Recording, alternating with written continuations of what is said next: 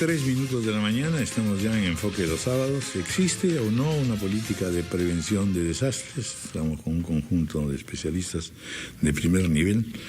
Tenemos que decir que en realidad pues al pésimo clima político se ha agregado estas tremendas tempestades y estos tremendos problemas climatológicos que se han traducido naturalmente en una serie de problemas. Los gobiernos locales no gastaron en prevención, crece la angustia en el norte, las enfermedades se multiplican, los efectos del diluvio pues en realidad nos demuestran hasta qué punto no trabajamos en infraestructura ni en prevención. En otras palabras, no parece ser un nuevo país, que no obstante que esto es algo que es absolutamente milenario y que por lo tanto nunca dejará de seguir ocurriendo.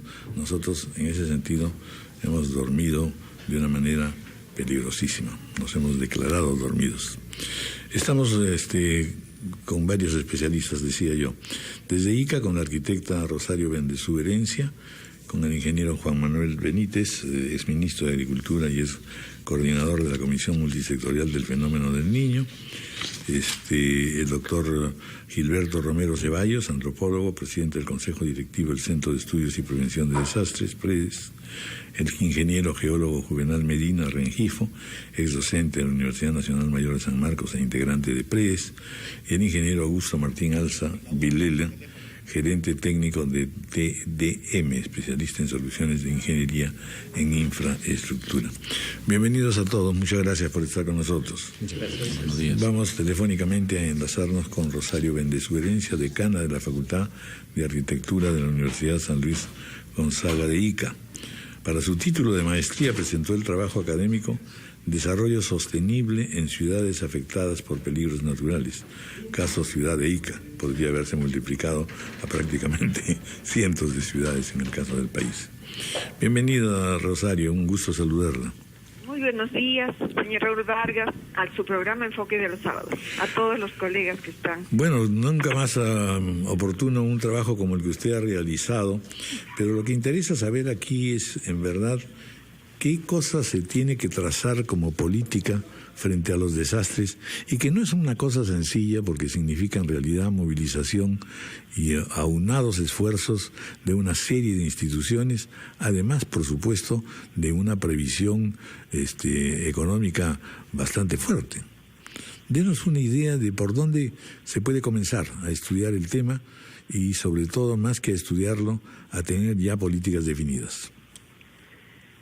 Mire, el enfoque es bastante complejo, hay muchas iniciativas ya dadas, no solamente desde estos últimos años, sino estamos hablando a lo mejor en el Perú desde el desastre de 1970 con el ingeniero Kuroiwa y otros especialistas. Luego, cuando en Ica se produce un fenómeno del Niño del 98, como en muchas ciudades del país, se hicieron también iniciativas de cómo enfocar, por dónde empezar a trabajar, y se empezó a desarrollar el programa de ciudades sostenibles, cuyos autores del programa, el ingeniero Kuroiwa, el ingeniero Alfredo Pérez Galeno y otros. Allí se trabajaba el primer atributo de la ciudad sostenible. Hoy día, después de lo ocurrido el 98 en Ica, el 2007 con el terremoto de Pisco, veíamos que los estudios están, pero las reacciones no se dan, tanto a nivel de autoridades como de población. Y nuevamente nos vuelve a sorprender este fenómeno, el Niño, entre huaicos e inundaciones en toda la costa peruana, pero en realidad Ica es un laboratorio de lo que sucede. Si no son huaicos, inundaciones, son terremotos. Y creo que eso pasa en muchas otras ciudades. Ahora estamos analizando y vemos lo que nos falta es resiliencia en la población, resiliencia en las autoridades. Y se hablan de las ciudades resilientes como un tema de enfoque. Y allí ¿Qué son ciudades resilientes, por favor? Buena pregunta. Las ciudades resilientes son aquellas ciudades que están preparadas para dar una respuesta eficaz. La creación de la capacidad de recuperación que tiene la ciudad. Sabemos que la ciudad es un sistema que comprende elementos como se decía, piedras, sistemas y seres humanos, sobre todo seres humanos. La primera se refiere a que tenemos en las ciudades construcción de cemento, de asfalto, de concreto, pero eso no es la ciudad solamente, sino son las personas y es el sistema vivo que se da en la ciudad. Y la resiliencia tiene que ver con esa capacidad de recuperación que tiene el sistema para poder recuperarse y volver a la normalidad. Más o menos por allí va la idea, ¿no? Entonces estamos en severos déficits al respecto. Severísimos. Por eso es que decimos, depende de la capacidad de anticiparnos y de planificar el futuro, pero tomarlo en serio. En el programa de ciudades resilientes que se lanza a nivel mundial, ya en el marco de Sendai, el 2015-2030, se habla de 10 aspectos esenciales. Por ejemplo, no soy autora, pero se los puedo referir. Aspectos básicos, operativos y aspectos para una mejor reconstrucción. En los primeros hablamos de organizarse, organizar a la ciudad para la resiliencia o la respuesta eficaz ante los desastres. Luego decimos, tenemos que identificar y comprender cómo es que se dan estos escenarios de riesgo actuales, pero también futuros, porque hay riesgos que aparecen de pronto, que están escondidos, que están allí. Cómo fortalecer la importancia que le deben dar los gobiernos locales y las instituciones para considerarlo en la parte financiera, para poder mejorar esta respuesta. En los operativos están cómo protegemos las zonas naturales, cómo fortalecemos la capacidad institucional, la sociedad misma, el tejido social, cómo mejoramos la infraestructura, colegios, hospitales, la infraestructura que tiene que ver con la recuperación. Sobre todo promover ese desarrollo y ese diseño urbano que nos compete a todos, pero principalmente a los arquitectos y todo el equipo técnico, para que sea un diseño urbano resiliente. Pero ¿cómo nos medimos finalmente? ¿Cómo respondemos y aseguramos una efectividad de esa respuesta ante los desastres? Y sobre todo, ¿cómo podemos acelerar el proceso de recuperación hacia la reconstrucción? Esto es teoría, ¿verdad? Y lo que tenemos que buscar es cómo hacemos realmente, cómo empezamos, desde las universidades, desde la sociedad y las autoridades.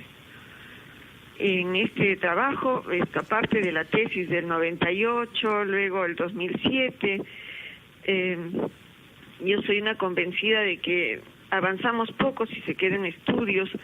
Este año que pasó con los alumnos de la universidad, en la Facultad de Arquitectura, hemos ido a todas las municipalidades de la provincia de Ica para empezar de algún punto. De acuerdo.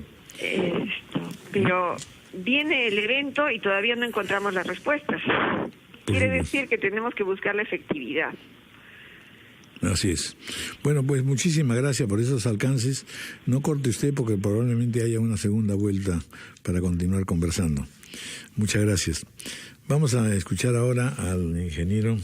Bueno, como hemos visto, en realidad estamos hablando prácticamente, yo escuchaba a la doctora y decía, esto es un plan de gobierno. Estamos aquí imaginando cosas mucho más grandes, pero que en el fondo la pregunta que surge es, bueno, ¿por dónde comenzar? Que no sea solamente la normativa, porque finalmente lo que uno descubre cada vez que ocurren estas cosas es que la gente se ha instalado en sitios en que no debiera estar, en que lo ha hecho con materiales que no debiera usar, en que el laberinto urbano es un laberinto que efectivamente hace que no haya escapatoria posible cuando se produce un desastre.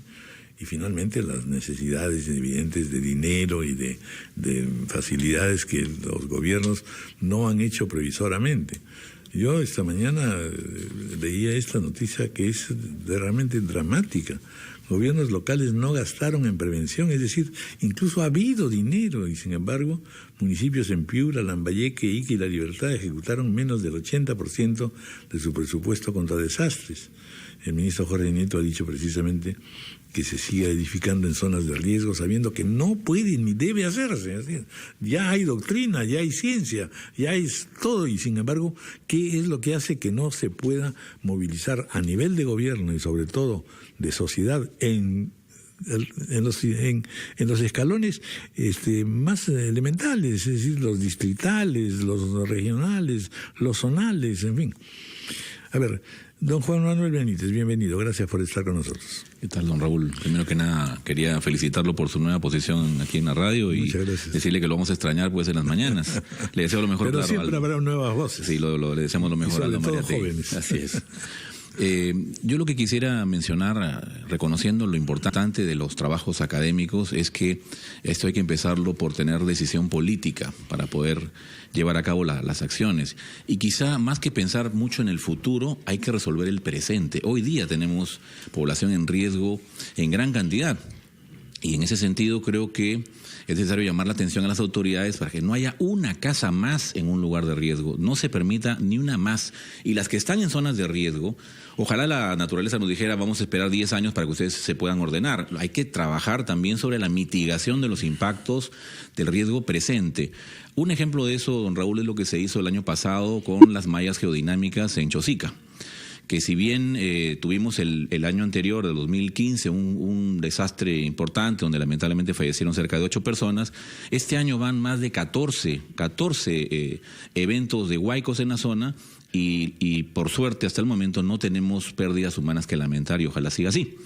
Entonces tenemos ahí una muestra clara de la tecnología, de la decisión política y de la puesta en marcha de una acción que puede mitigar riesgos.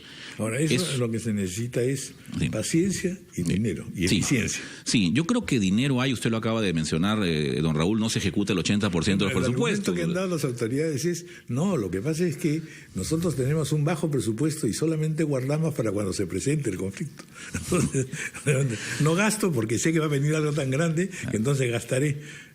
Bueno, en realidad están gastando en otras cosas. Sin duda, cuando me tocó estar a mí a cargo del tema de la coordinación del niño, hubieron problemas de ese tipo, presupuestos que se les dieron para prevención de desastres y se usaron en otras cosas, pero al margen de eso, que pueden ser anecdóticos, casos aislados, porque también hay gente que está comprometida, yo diría en el caso de estas ciudades más importantes, como Chosica, la Libertad de Trujillo, tenemos otro problema con 3 quebradas enormes, donde hay 5,000 casas en la quebrada. Y Lima. Lima mismo, ¿no?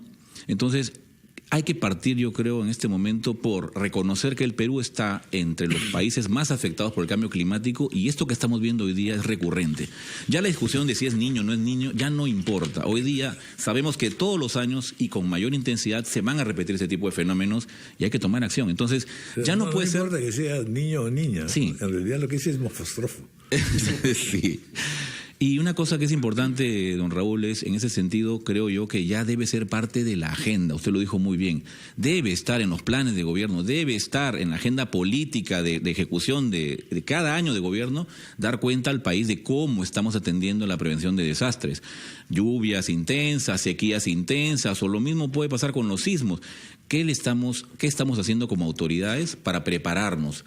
El año pasado acuñamos una frase que se llamaba Prepárate Perú, que lo hemos tomado como una bandera. Yo creo que eso es un mensaje claro. Veamos cuáles son los riesgos a los que estamos expuestos. ¿Perdón? ¿La comisión que crearon? No, esa comisión se terminó con el fenómeno del niño anterior y con el gobierno anterior también. Ahora, solamente pues temporaria, en el momento de la crisis. Que ese es otro punto importante, don Raúl. Dicen que una golondrina no hace un verano, es verdad, pero se empezó el año pasado con una visión ya de preparación de un país frente a un desastre anunciado. Eso debe ser constante. Tomar esa experiencia, por buena o mala que pueda ser, y vamos para adelante ya con un plan de acción concreto. Y los científicos que están aquí, nos acompañan los especialistas, estoy seguro que tienen muy claro qué es lo que hay que hacer. De acuerdo.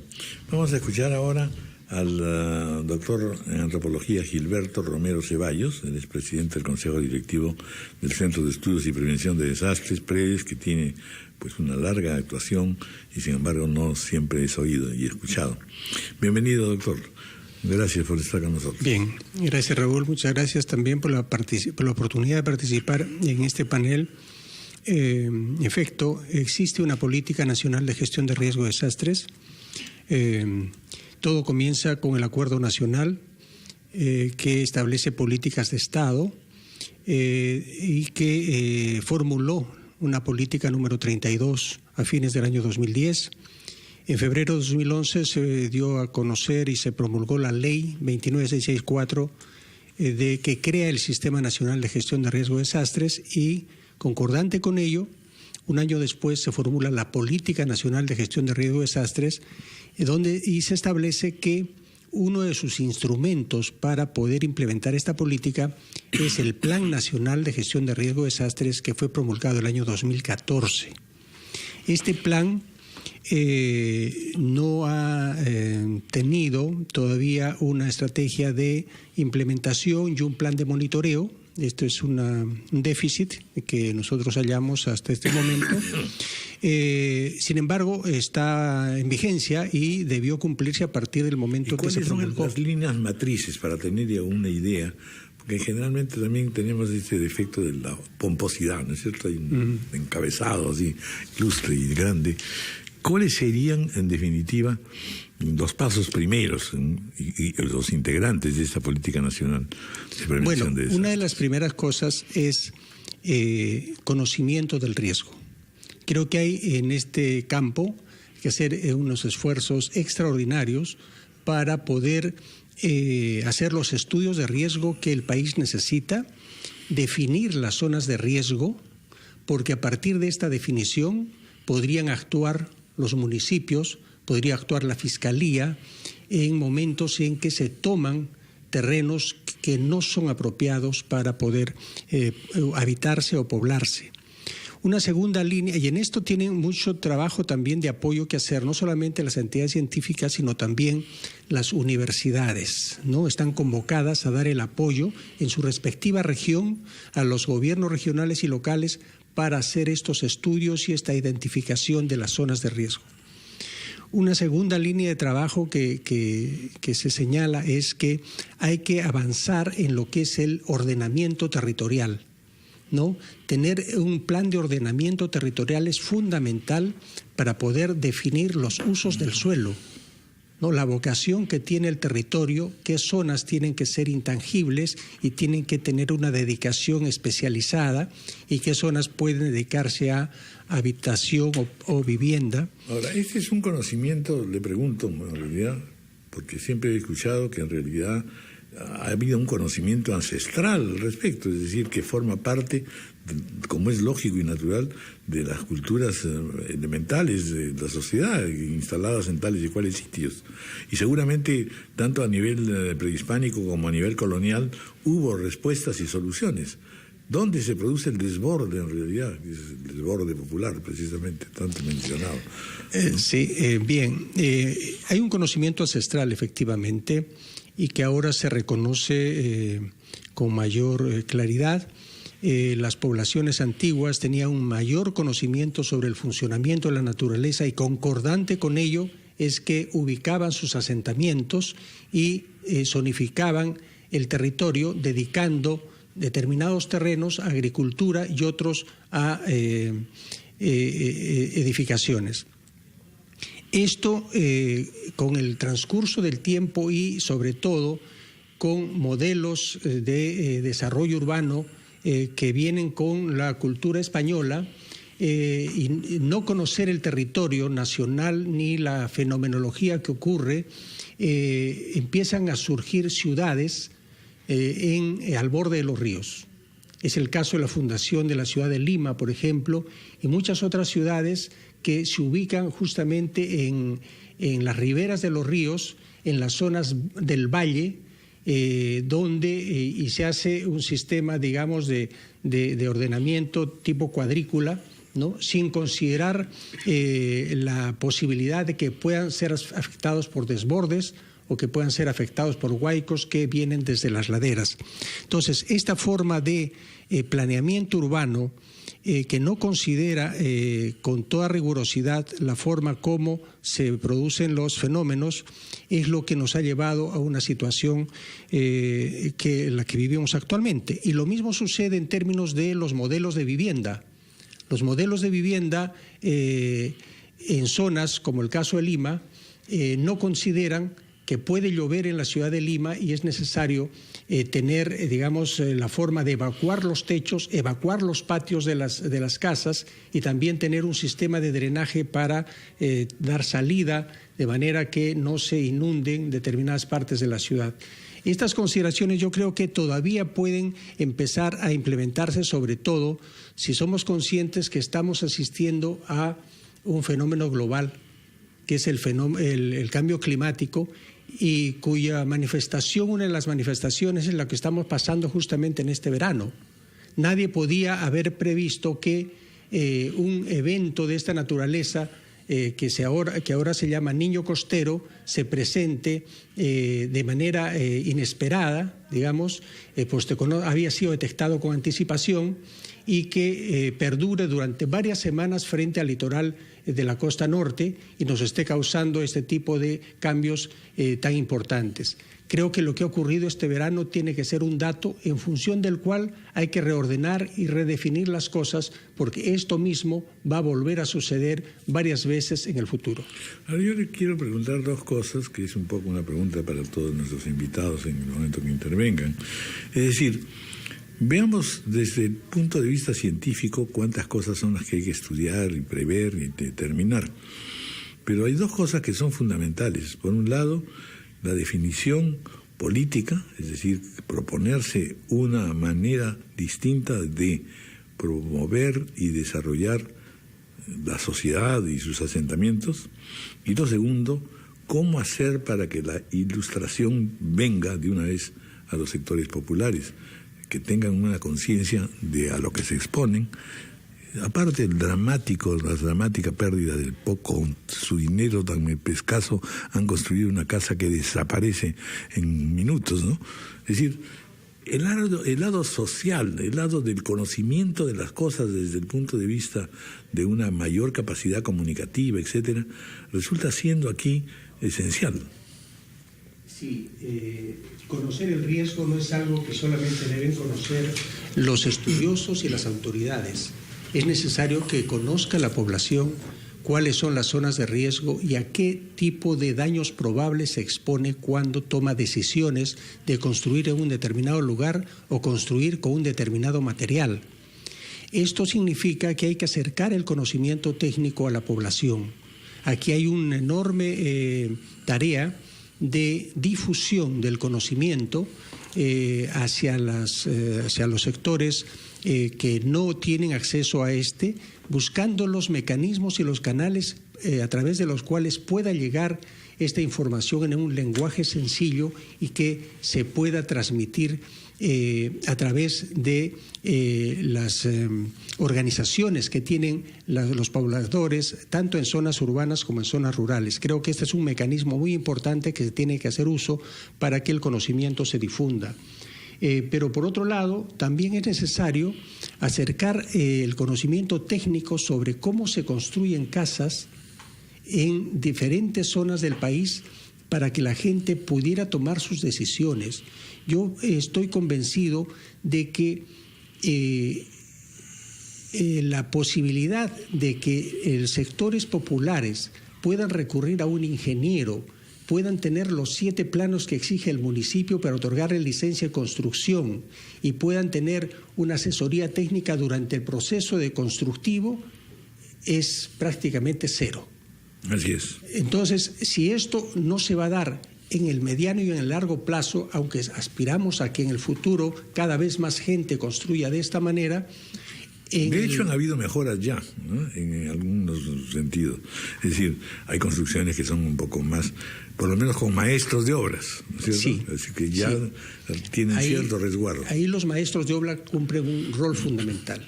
Tenemos a Censico, por ejemplo, que es una de las entidades que capacita a los maestros de obra.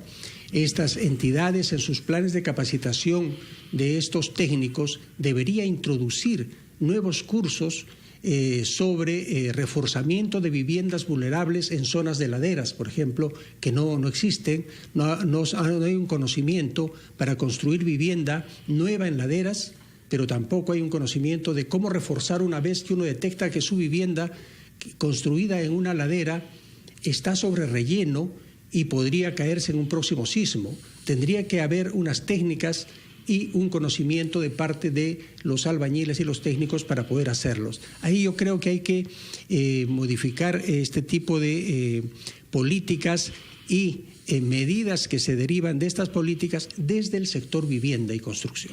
A eso me interesa mucho también, efectivamente, porque aquí también tiene que haber un gran trabajo justamente de divulgación de técnicas y de popularización de las mismas, ¿no es cierto? No puede ser, desgraciadamente en el Perú todo siempre termina siendo un sector de alguna manera privilegiado porque científicamente, profesionalmente está formado, y una enorme masa que en realidad pues vive y contribuye también al desarrollo, pero que desgraciadamente no es atendida ni se hace ningún esfuerzo por escalones intermedios formativos, que lo ocurre en cualquier parte del mundo, ¿no es cierto? Tenemos sobre todo ejemplos como los del Japón o de China. China ha hecho cosas maravillosas al respecto, en formación de cuadros intermedios. Bien, vamos a escuchar ahora al ingeniero Augusto Martín Alza Vilela. Después de la pausa, son las 9:29.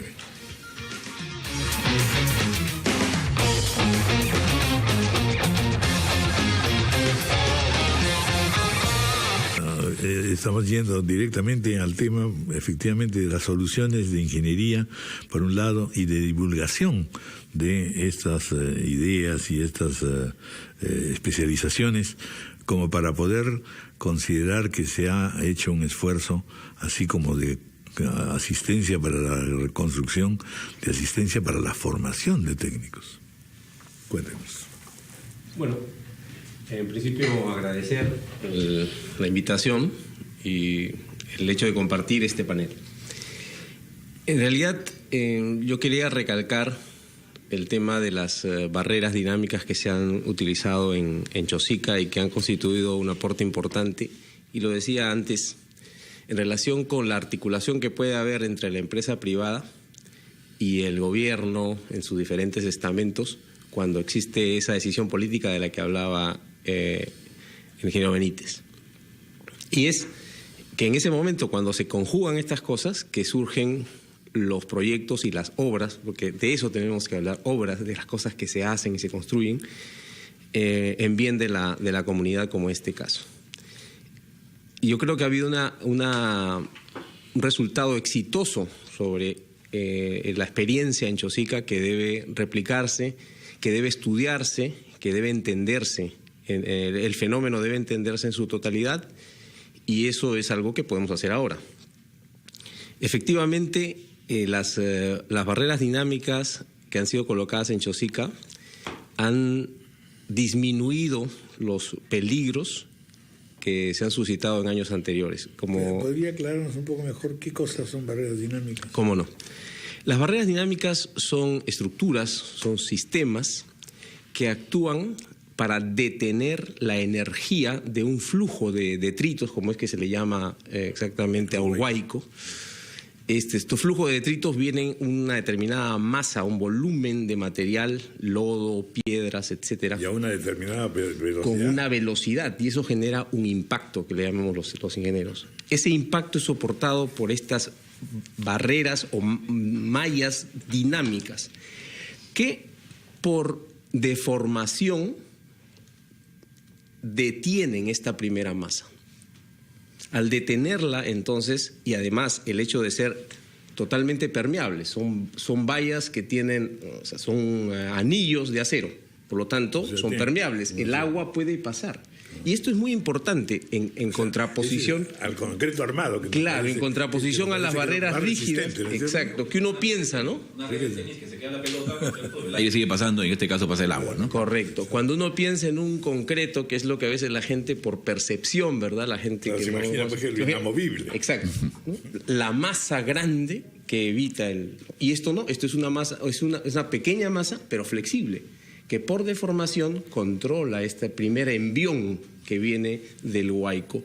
Y luego se va formando artificialmente, justamente, como decimos los ingenieros, aguas arriba, es decir, delante de la barrera se va constituyendo un dique de piedra del mismo material que luego viene siendo la misma defensa de los posteriores huaicos.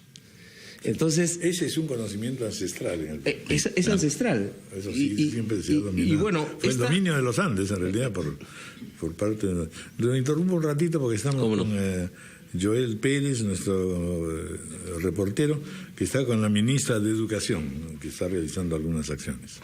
Adelante, Joel. Don Raúl, ¿cómo está? Muy buenos días. Nos encontramos en estos momentos con la ministra de Educación, Marilu Martens, quien está declarando en estos momentos.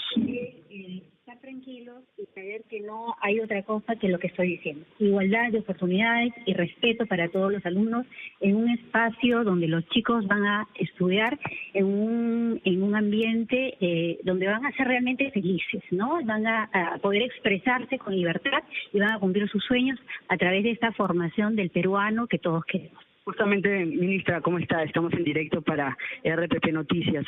¿Nos podría comentar, reiterar en todo caso un poco su impresión con respecto a esta marcha el día de hoy, que ha generado la preocupación de este colectivo a raíz de la crítica de la supuesta ideología de género en el currículo nacional? ¿Qué nos puede dar la opinión sobre esta marcha esta tarde? Bueno, como les explicaba, la marcha sí se va a dar hoy en la tarde, como tengo entendido. Sin embargo, aquí estamos todo el equipo del Ministerio de Educación desplegándonos por todo el país, ¿no? Verificando que las escuelas, que los componentes que nosotros hemos marcado para el buen inicio del año escolar estén acorde y listos para el 13 de marzo. Hoy estamos visitando las instituciones educativas que requieren de una mayor intervención en infraestructura y están dentro de nuestro programa Plan Lima, que son las instituciones que van a necesitar una mayor intervención para poder tener la adecuación. Ya cuentan con un presupuesto asignado. Estamos verificando cuáles son esas intervenciones que va a haber aquí en el distrito de Comas, para poder empezar el proceso, ¿no? Y poder tener las instituciones dentro de los estándares de calidad. Hoy estamos verificando la infraestructura. En cuanto a la marcha se va a dar. ¿Qué mensaje le daría a los padres de familia en todo caso? A los padres de familia les doy el mismo mensaje que venimos a dar. Primero que nada, les pediría que ingresen a la página web del Ministerio, que vean los programas curriculares, qué es lo que vamos a enseñarle a sus hijos en cada uno de los grados, de los 11 grados de la educación básica, para que ellos sepan, para que ellos tengan la seguridad, la tranquilidad de que no hay nada de lo que ese movimiento está promoviendo. El currículo nacional lo que enseña dentro de uno de los 7 enfoques que tiene el currículo, que es el de enfoque de género, de identidad de género, es igualdad de oportunidades, de derechos y de deberes. Ministra, solo una consulta más. ¿Hay algunos colegios que estén en riesgo de que se amplíe el inicio de clases de repente por las lluvias? La región Piura, por ejemplo, está recalendarizando su año escolar justamente por el tema de las lluvias, no tanto por la infraestructura que presenta riesgo, sino por el riesgo que representa la movilización de los estudiantes, de los padres hacia las escuelas. Por el momento estamos atentos y si hubiera que hacer esto en otras escuelas, en otros distritos, en otras regiones, se va a hacer, porque lo más importante es resguardar la seguridad de los estudiantes. Bueno, habíamos interrumpido al ingeniero Martín. Lo que me interesaba era sobre todo de lo que venía usted diciendo, que es sumamente importante, es dónde y cómo podemos aprovechar y acrecer la intervención privada en estas políticas. Bueno, la articulación justamente está en el hecho de que muchas de las empresas como la nuestra, por ejemplo, apuntamos a nueva tecnología. Es decir, ¿qué significa nueva tecnología en infraestructura? Significa que resolver los problemas convencionales, los problemas de siempre, con soluciones nuevas. Y estas soluciones nuevas, ¿cuáles son las características que deben tener? Deben ser viables tanto técnica como económicamente. ¿Y qué significa esto? Es decir, deben resolver los problemas de una manera similar o mejor que las convencionales y también deben tener un costo menor. Y esto permite, obviamente, al sector público realizar muchas más, que su presupuesto pueda crecer, mucha más obra, mucho más proyectos. Esta ha sido nuestra preocupación, don Raúl, desde hace 25 años en que surgimos como empresa, como TDM, en la que hemos... TDM? TDM significa justamente tecnología de materiales. Este nombre que surgió desde los primeros de los socios de esta empresa, nace con ese propósito, es decir, aportar a la ingeniería peruana, pues somos ingenieros básicamente civiles, aunque tenemos otras especialidades, aportar a la ingeniería peruana nuevas soluciones, es decir, materiales que puedan solucionar los problemas. Nacimos hace 25 años con la tecnología de los gaviones, haciendo defensas ribereñas, por ejemplo, que hemos hecho muchísimo, y ahora que los escuchaba comentar sobre problemas recurrentes, estos temas que siempre nos atacan, estos desastres. Dentro de los desastres podemos hablar de los sismos, por ejemplo, podemos hablar de las heladas, podemos hablar de problemas de ese tipo. Nosotros también en esto hemos actuado en coordinación con las universidades, en coordinación con el Estado a través del Ministerio de Vivienda, por ejemplo, para también aportar nuestro conocimiento a este efecto. Fíjese, en las quebradas, yo lo que quería terminar de decir respecto a las quebradas es que no es solamente el producto, es la ingeniería, es saber dónde colocar las barreras, dónde y de qué altura tienen, qué energía tienen. Entonces esto requiere ingeniería, esto requiere conocimiento geológico, conocimiento geotécnico, conocimiento hidráulico, hidrológico. Todos estos conocimientos se conjugan para dar una solución de ingeniería. Y luego, mantenimiento.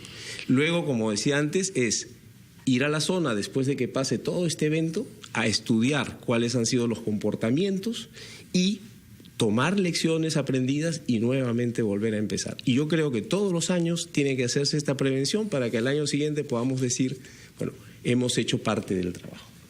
Muy bien, muchas gracias. El tiempo desgraciadamente nos gana y sí me gustaría quizás algunos alcances muy rápidos que pudieran hacer nuestros invitados. Juan Manuel Benítez. Sí, yo vuelvo sobre lo que dije al principio. Creo que el tema central, fuera de lo que ya conocemos, porque hoy día tenemos una publicación de la Autoridad Nacional del Agua, tenemos mil quebradas vulnerables estudiadas, sabemos dónde están los problemas. Es el tema de la decisión política. 1000 quebradas. Ya está publicado el trabajo, ahí está. Sabemos cuáles son los ríos peligrosos. Sí, eso es un tema que también lo conversamos hace un momento, la capacidad del Estado de poder difundir esta información, hacerla llegar. Los alcaldes hoy día, don Raúl, tienen mapas de evacuación hechos sobre esa base, ese estudio. Se trabajó el año pasado y lo tienen hoy día. Sobre los ríos vulnerables, también se trabajó por eso en la descolmatación de casi 3.000 kilómetros de ríos, canales y drenes. Hoy día el río Piura tiene 1.700 metros cúbicos por segundo, probablemente en la tarde.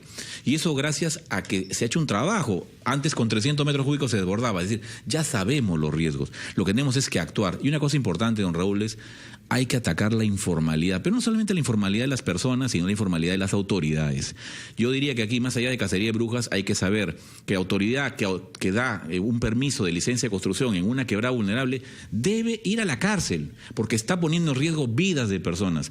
Y no hemos sido capaces, ¿no es cierto?, de tomar acción al respecto. Nos quedamos un poquito siempre en la presión social. Usted lo ha dicho, personas pobres son las que lamentablemente siempre se estacionan en estas partes, porque económicamente es lo que pueden pagar.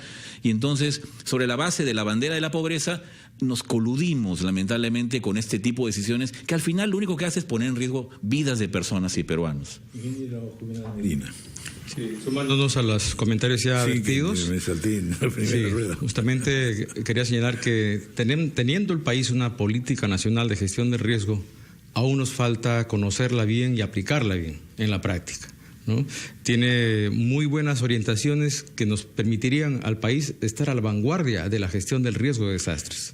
¿Lo estamos en relación con otros países de América Latina o no? Creo que tenemos mucho más por hacer. Entonces, es una mirada comparativa. Quizá Chile nos debe llevar ventaja, ¿no? Efectivamente, vemos comparativamente cómo ya las políticas sismoresistencia, la tecnología que se emplea en la construcción, nos muestra, digamos, el nivel de pérdidas muy reducidas que tiene cuando sufren un terremoto de gran magnitud. Pero sin ir muy lejos, en nuestro país tenemos instrumentos técnicos, normativos valiosos, pero que aún no están siendo conocidos adecuadamente. Y eso es algo que debemos subsanar, ¿no? Porque hay tantos esfuerzos vertidos en tener estos instrumentos, como ya el señor Romero lo ha señalado. El Plan Nacional de Gestión del Riesgo de Desastre tiene 6 lineamientos y orientaciones específicas que nos permitirían avanzar paralelamente en 6 frentes. Primero, el conocimiento del riesgo.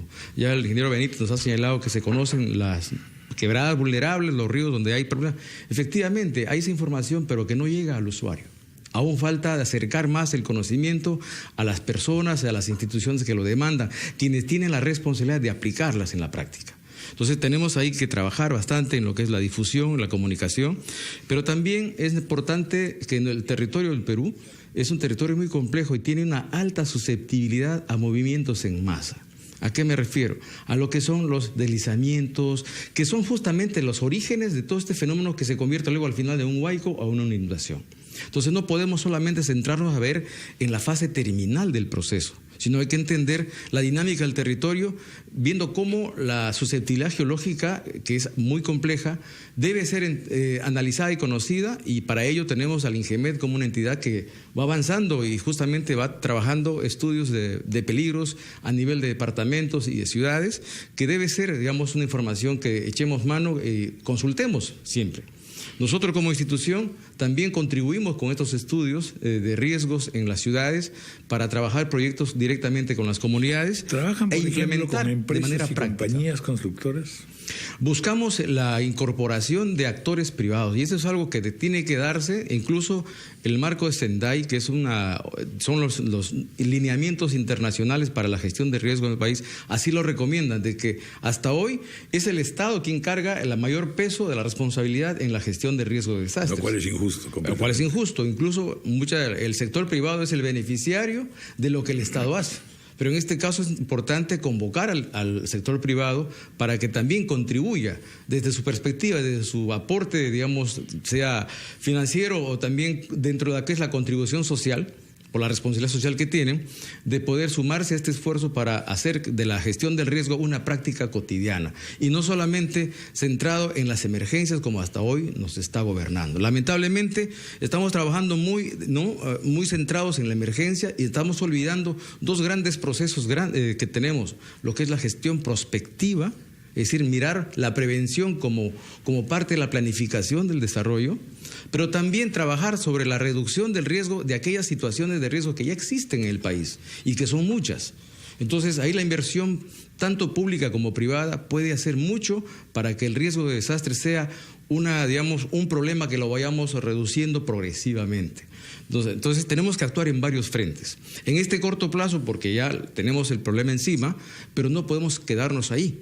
Tenemos que también ver las acciones que permitan ir reduciendo el riesgo y ahí, como decía, hay 6 frentes que tenemos que seguir trabajando, ¿no? El conocimiento del riesgo, la institucionalización de la gestión del riesgo, es decir, que cada institución incorpore en su hábitat, en su hábito, en su modus operandi, la gestión de riesgo como parte de su doctrina. Tercero, lo que es la incorporación de la gestión de riesgo como parte de la planificación del desarrollo, el fortalecimiento de las capacidades, porque vemos que muchos alcaldes, muchas autoridades no están haciendo lo que les toca, pero gran parte de ellos por las debilidades que tienen en su composición, tanto, digamos, de personal técnico, como también, digamos, las limitaciones que no les permite intervenir adecuadamente acorde a la demanda que tienen. Entonces, tenemos que trabajar en ese fortalecimiento de las capacidades para todos aquellos actores que tienen una gran responsabilidad dentro del marco del Sistema Nacional de Gestión del Riesgo de Desastres. Y otra línea más que también no menos importante es la participación comunitaria. Es decir, cómo lograr que la población que vive en un escenario de riesgo sea consciente del riesgo y vea que tiene dentro de sus manos, dentro de sus posibilidades, muchas acciones y mucha, digamos, quizás la voluntad política que tendría que asumir también de velar por su propia seguridad. Bueno, aquí justamente toca usted unos temas que justamente yo quería insistir en él, porque creo que es absolutamente fundamental. En el Perú, en realidad, tenemos la tendencia, y a mí me ha sorprendido en el diálogo de esta mañana, de toda la cantidad de información y conocimiento previo que hay, que la verdad desconocía plenamente. Pero frente a este volumen tan rico de contribuciones, que además son contribuciones de instituciones, de estudiosos, en fin, de toda una élite, por así decirlo, nunca llega abajo. Nunca hay una correa transmisora que pueda traducirlo primero en políticas y luego en aproximaciones a la base. Esta es una necesidad de crear este tipo de institucionalidad, ¿o no? Así es. Justamente ahí tenemos mucho trabajo por hacer y un aspecto importante que consideramos quizás dentro del enfoque de la gestión de riesgos, tenemos que empezar a ver el riesgo desde la perspectiva de la vulnerabilidad, no solamente desde la fenomenología, Sí, porque la vulnerabilidad es un factor de riesgo que va creciendo silenciosamente, que van apareciendo poblaciones ubicadas en zonas inadecuadas, y es donde más podemos hacer, donde más podemos corregir. No frente a la fenomenología que no la podemos, digamos, evitar porque es parte de la naturaleza, pero sí podemos corregir mucho de la vulnerabilidad que es socialmente construida por inadecuadas políticas, por negligencia o por una serie de factores sociales y económicos que son parte de la gestión del Estado en cada país, ¿no? Muy bien, doctor Gilberto Romero Ceballos, cerramos con usted. Sí, en este momento yo pienso pues que la gestión de riesgo de desastres es un tema multisectorial y es un tema de muchísima importancia, porque está en juego el desarrollo del país. Hay países que se han caído 9 años en el desarrollo. Es el caso de San Salvador, por ejemplo, cuando ocurrió el huracán Mitch, que le destruyó toda la infraestructura de carreteras, vías, represas, viviendas, etcétera, etcétera. Retrocede el país cuando ocurren este tipo de destrucciones. Y es un tema que debe manejarse al más alto nivel de la política nacional. De acuerdo a la Ley de Gestión de Riesgos, la PCM es el organismo encargado de la temática. Sin embargo, desde nuestra posición, somos sociedad civil de carácter técnico, vemos lo que ha faltado compromiso en este tema por parte del organismo rector, ¿no? No ha podido desarrollar la labor que le correspondía. Ahora se está produciendo, por ejemplo, un cambio. Había creado una Secretaría de Gestión de Riesgo de Desastres, que era la 4ª secretaría que tenía la PCM, pero al parecer no le da el nivel o la talla como para poder ejercitar la rectoría, puesto que se necesita un viceministro o un organismo muy cercano al ministro o al presidente de la República que se haga cargo de esta temática. Tiene que introducirse la gestión de riesgos en la cultura institucional. Todas las instituciones, igual que exigimos que haya una cultura de prevención en la población y que cambien sus comportamientos, sus procedimientos y conductas respecto a los riesgos, igual exigimos a las instituciones públicas y que den cabida a la gestión de riesgo de desastres como una función más.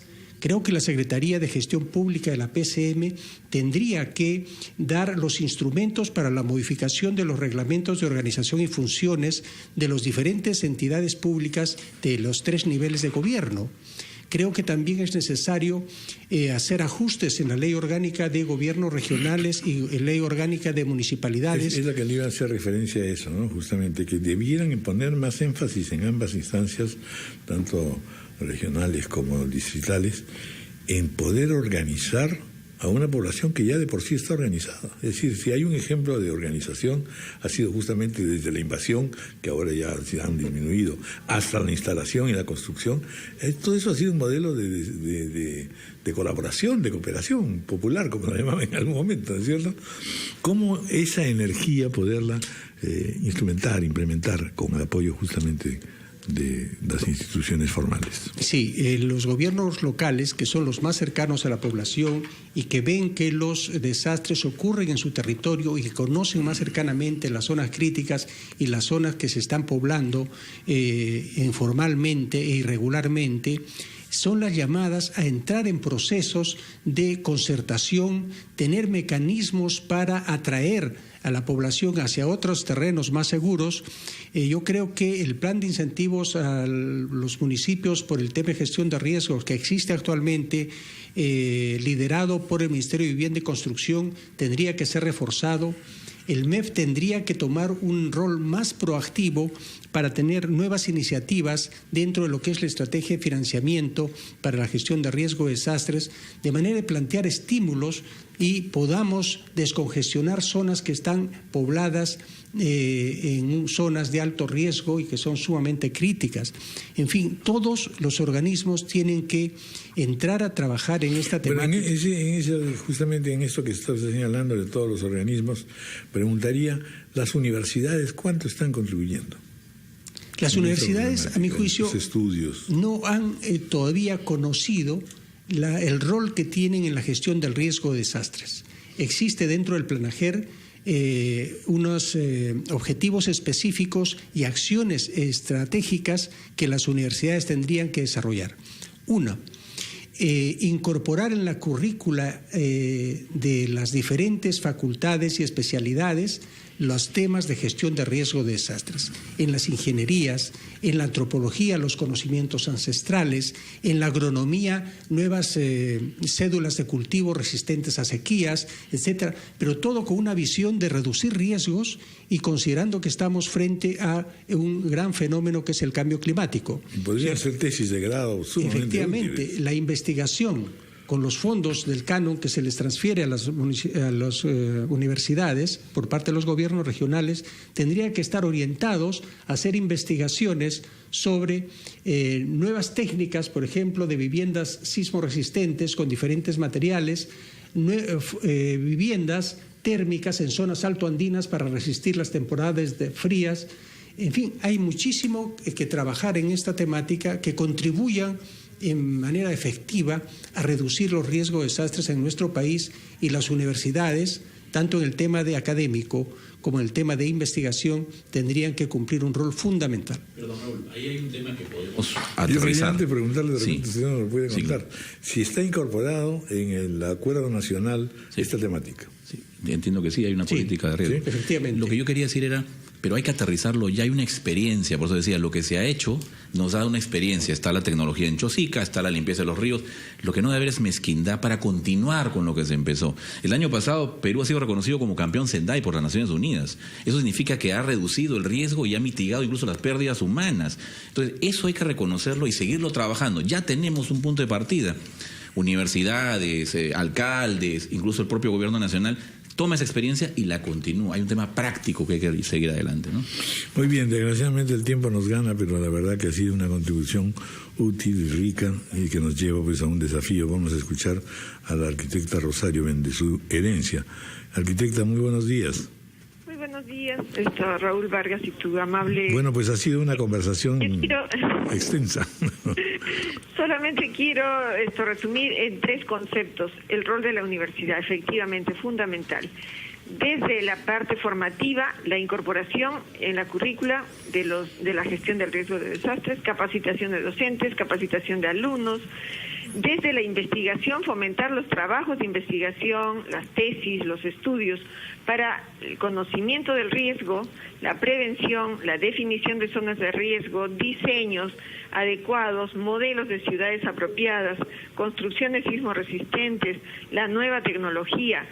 Pero sobre todo quisiera centrarme, la proyección a la comunidad tendría que estar orientada a la difusión del conocimiento para que la población efectivamente asuma estos conocimientos y vea cómo puede prevenir, cómo puede organizarse para la construcción de su hábitat más seguro. Y en esa parte tenemos un trabajo muy grande, todas las universidades. Creo que esta difusión del riesgo como fenomenología, como vulnerabilidad, los sistemas constructivos y lo que hemos estado hablando también de los conocimientos ancestrales, difundirlo, allí hay una tarea muy grande. Hay una masa poblacional grande que podría ser un efecto de difusión del conocimiento a la población. Bueno, creo que por allí estamos. Muchísimas gracias por esos alcances también. Gracias a todos nuestros invitados, ha sido una contribución que el país les agradece y que ojalá pues se pueda traducir en políticas concretas y inmediatas. Muchísimas gracias.